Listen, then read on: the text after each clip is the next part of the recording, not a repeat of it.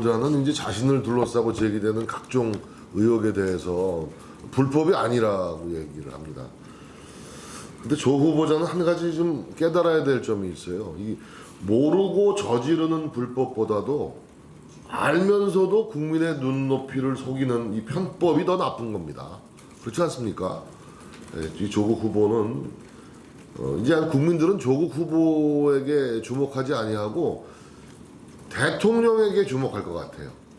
과연 이 문재인 대통령이 이번에도 또 기어이 이렇게 문제가 많은 조국 후보에 대한 임명을 강행할 것인지, 국민들의 이제 눈과 귀가 대통령에게 이제 쏠리게 될 것이다 말씀을 드리고요.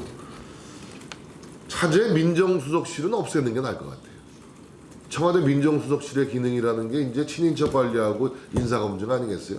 두 기능 모두 다 못해요 지금. 직무유기, 제가 직무 포기해요 완전히. 민정수석실이 무슨 소용이 있습니까?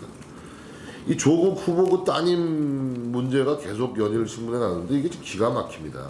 한영 외고 입학할 때 정원회 귀국자녀 전형으로 프리패스했고, 단기 2주 인턴으로 의학 논문 제일 저자로 등재되고, 이 논문 스펙으로 이용해가지고 2010년 고대 수시 전형에 합격하고, 부산대 의학전문대학원의 서류 전형만으로 프리패스하고, 또 의학전문대학원 가서 2번씩이나 유급을 받았는데도 매 학기 200만 원씩 또 6학기 동안 총 1200만 원의 장학금을 받습니다.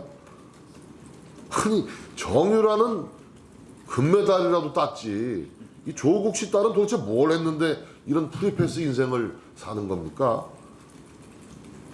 이 대한민국의 자식을 둔 부모들의 이 끓고 있는 공분을 한번 좀 생각해 보시기 바랍니다. 벌써부터 정유라 위에 조유라라는 말이 유행어처럼 번지고 있다, 이렇게 말씀드리고요.